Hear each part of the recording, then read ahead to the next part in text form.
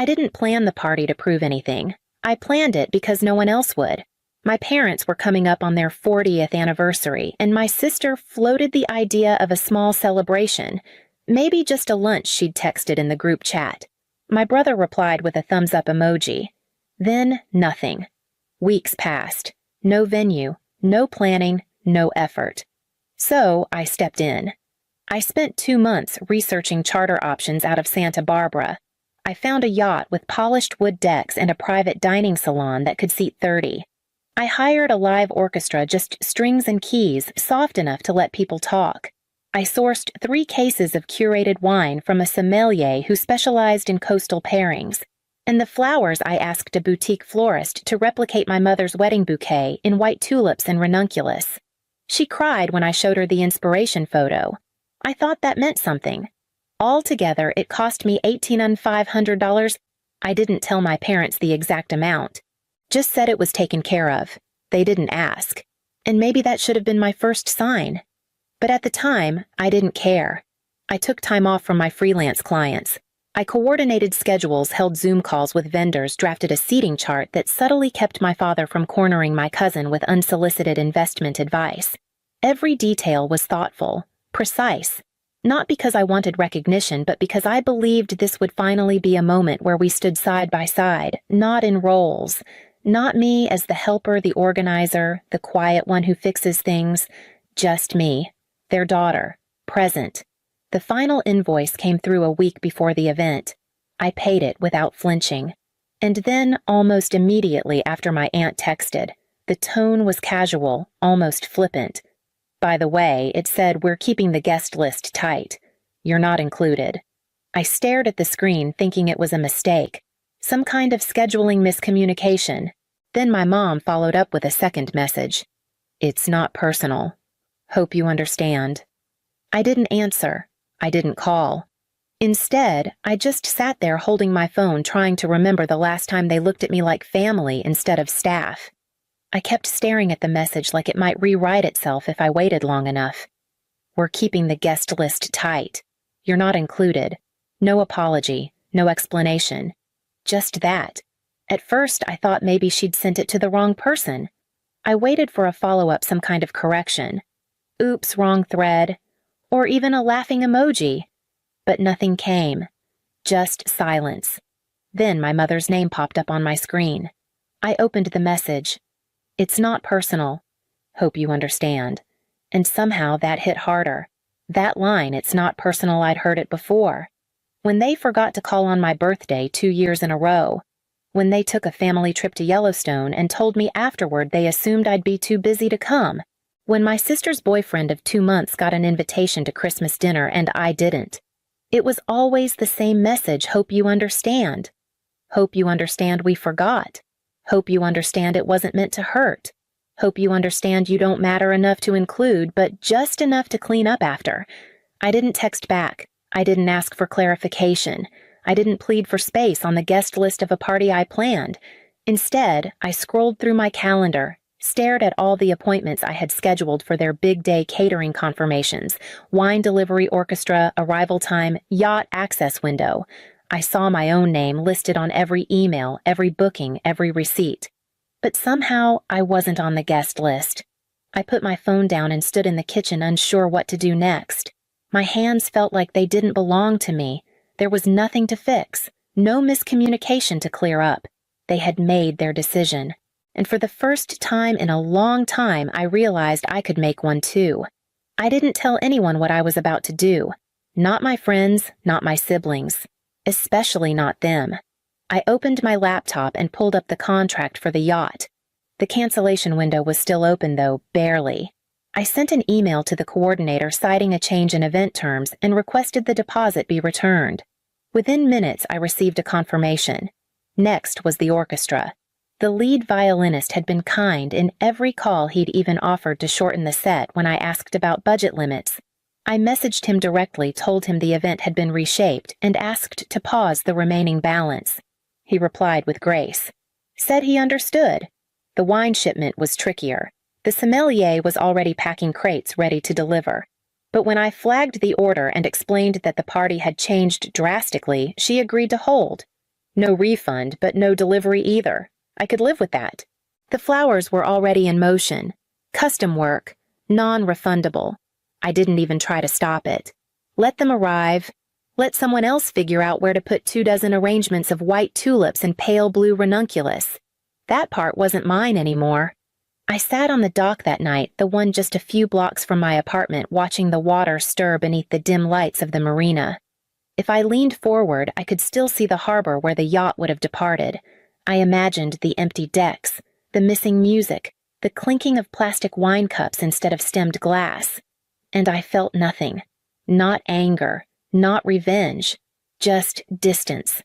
A clean detachment from something I had once tried so hard to be part of. They made it clear I wasn't invited. I just made sure they noticed I was gone. The morning of the party, my phone started ringing just after 6. I was still in bed, eyes barely open, the sun just beginning to cut through the blinds. I didn't pick up. The first few calls came in quick succession, my dad's name lighting up the screen each time. No voicemail, just silence after silence. By the 4th call, I turned the phone over so I wouldn't see it vibrate. By the 7th, I put it in the drawer beside my bed and shut it completely. I already knew what this was. The music hadn't shown up, the wine hadn't arrived, the yacht never pulled into the dock. The party was unraveling, and now they remembered me. I spent the next few hours like I had nowhere to be. I brewed coffee, ate, slowly walked down the street to the corner bakery, and bought myself a croissant, something I never did when I was still busy fixing other people's emergencies. I sat on the bench outside watching people with somewhere to be rushed past. I didn't think about the party. I didn't think about the guests or the moment someone realized there was no orchestra tuning up or wine being poured. I let myself enjoy the fact that I had no role today, no clipboard, no calls to return. At noon, I turned my phone back on. 11 missed calls, 10 from my dad, 1 from my aunt. I let it ring once more. Then I picked up.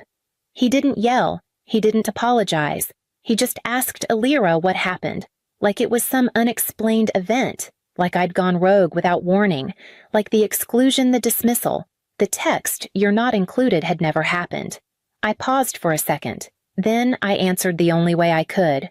"It's not personal," and I hung up.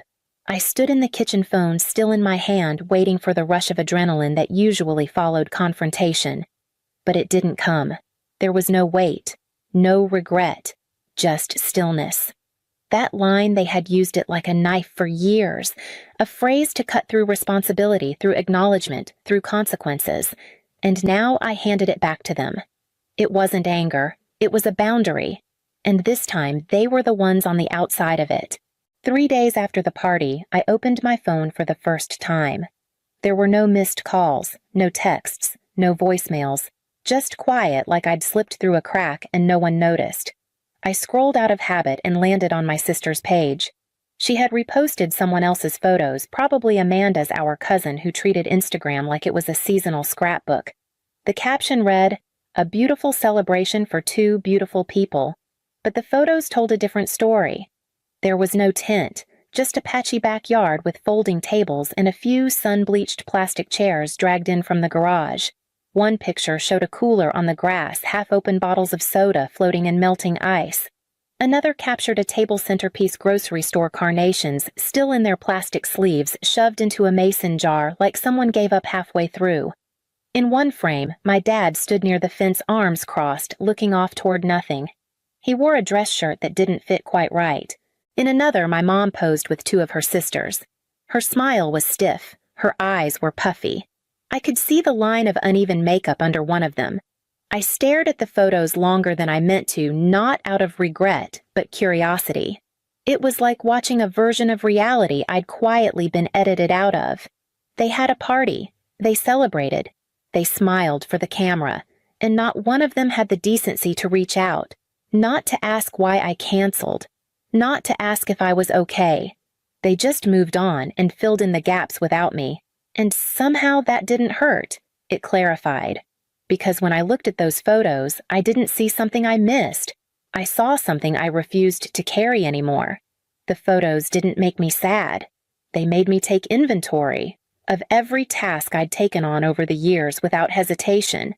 Every time I drove 2 hours to fix the garage door or reprogram their thermostat. Every time I filed their taxes because you're so good with numbers. Every time I paid off a bill they casually mentioned over dinner and never brought up again. 2 years ago, I covered a $2,800 roof repair when my dad sighed about a leak and then stared at me for a beat too long. I wired the money that night. No one acknowledged it except my brother, who sent a thumbs-up emoji when the roof held through the first storm. I kept their HVAC system under my name because I'd signed up for the plan during an emergency winter breakdown. I paid their annual service fee automatically $315 a year. I'd almost forgotten it existed until I saw the charge again last month. And it wasn't just money. It was time. It was my Saturday afternoons. It was my quiet mornings spent researching the cheapest contractors, the fastest printers, the best sales on whatever it was they'd forgotten to plan for. It was emotional labor disguised as helpfulness, masked by politeness, never once mistaken for love. So I stopped. I logged into every account with my name on it, removed saved payment methods, canceled subscriptions, deleted reminders. I made calls, closed accounts, transferred responsibilities. It took a full afternoon, and when I finished, I didn't feel guilt. I felt lighter. That evening, I pulled out a half-finished side table I had abandoned months ago. I sanded the edges, glued the joints, and ran my fingers along the frame. There was peace in that building, something that didn't need me back. Something that stood because I chose to give it structure, not because it demanded it. And for the first time in years, I realized how quiet my life could be when it wasn't being spent on someone else's unfinished mess. The message came in just after noon. Amanda. Hey, your sister's been saying you ghosted the party, that something's going on, that they're worried about your mental health. I stared at the screen, not surprised, but still stunned. Ghosted, I planned the entire thing, paid for it, orchestrated every vendor and detail, and now I was a no-show with a supposed breakdown. They weren't just erasing me, they were rewriting me. I didn't even hesitate. I opened my receipts folder. Screenshot after screenshot, paid invoice for the yacht, the wine order confirmation, the paused catering contract. Then, the text from my aunt, "You're not included." Then, my mom's follow-up, "It's not personal." I sent them all to Amanda in a clean, quiet thread. She didn't respond right away. A few minutes passed. Then, "What the hell?" "I had no idea. They made it sound like you were unstable." Unstable. That word stayed in my hands longer than the phone itself. After everything I had done the moment I stopped performing, they didn't ask why. They just filled the silence with something that made them feel better. I replied simply, "I didn't ghost the party. I wasn't invited to it." She didn't argue. I wasn't trying to stir things up. I wasn't looking for sides or sympathy. I just needed one person to see it clearly. I needed the truth to live somewhere outside of me. Amanda said she believed me, said it made sense now why the wine didn't show why the tent never arrived. They didn't say any of that, she wrote. Of course they didn't. I put down the phone and felt the difference instantly. Not relief, not validation. Just clarity. The kind that doesn't beg to be understood. It just exists. The first message came 2 days after Amanda's. My brother. "Hey, not sure if you heard, but the internet's been down all morning. Dad's losing it. Know anything about routers? I didn't respond." The next day, my mom, "Hi, Elira. The microwave's acting up again. Not urgent, but if you have a minute." Still nothing. Then my dad sent a photo. The garage door motor half disassembled wires exposed. No words, just the image like I'd see it and come running. I didn't. I stared at it for a few seconds, then closed the message and got back to my grocery list. It kept happening every couple of days, a new text, a new problem. The gutters were backed up. The printer wasn't connecting. They couldn't remember how to access their tax files. Not one of them said sorry. Not one acknowledged the party. The messages weren't about mending anything. They were about maintenance. They weren't missing me. They were missing the unpaid labor. And I wasn't offering it anymore. I spent my time in smaller, quieter ways. I built a narrow shelf for the hallway. I went to a weekend flea market just because I could. I started going to bed earlier without the anxiety that someone might call with a crisis disguised as casual conversation. They used to treat my silence like a phase, something temporary, something to wait out. But this wasn't silence. This was a boundary. A firm, unfamiliar edge they couldn't reach past. And when they realized they couldn't cross it, they didn't apologize. They scrambled. Amanda texted me on a Thursday afternoon. Just said she was in town and had something she wanted to say in person, no pressure. We met at a quiet coffee shop a few blocks from my place. She looked nervous, which wasn't like her, and she didn't waste time. "I think your mom's actually going to therapy," she said. "For real. Like weekly sessions." She told my mom it started after the party. "After you went silent." I didn't say anything. I just waited. "She broke down when she tried to plan Thanksgiving," Amanda added. "No one volunteered to help. My dad told her, 'We're not doing that again.'" That's when she admitted everything. Not just about the party, about how she's treated you for years. Amanda paused, then reached into her bag and pulled out a folded sheet of paper. She slid it across the table. "It's from your dad," she said. "He asked me to give it to you." I unfolded it slowly. One sentence written in shaky all-caps handwriting I recognized instantly. "I'm trying to learn how to be a dad." No greeting, no signature. Just that. And yet somehow it landed deeper than all their forced smiles and polite excuses over the years. There was no pretending in that sentence. Just an awkward, raw attempt at honesty. I slipped the note into my bag and nodded. Amanda didn't press. She just said, "Whatever you decide, I get it," and left it at that. That night I sat at my desk with a blank card. I didn't want to undo the distance I'd built, but I also didn't want to ignore what felt like their first real step. So I wrote, "I'm not ready to return. But I'm open to something honest." I didn't sign it with love. Just my name. Then I sealed the envelope, placed it by the door, and told myself I'd mail it in the morning. Months passed and the quiet held. No chaos, no guilt-laced requests, just space. I spent my time in ways that didn't involve fixing things. I hiked canyon trails I'd always said I was too busy for. I cooked meals slowly without glancing at the clock. I built a bench for my front porch out of reclaimed cedar and sat on it with a mug of coffee each morning, watching the light change. I slept better than I had in years. Then one day a message came from my mom. It wasn't long, just that they wanted to meet if I was willing. No demands, no manipulation. I sat with it for a few days before answering. We met at a small cafe halfway between our homes. Neutral ground. They were already seated when I arrived.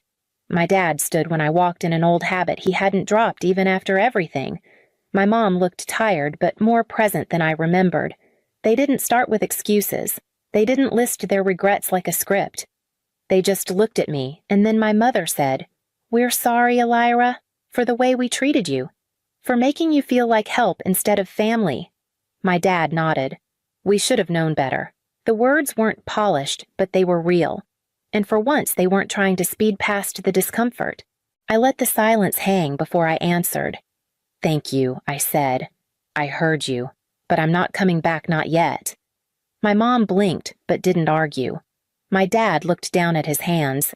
I stood and neither of them reached for mine.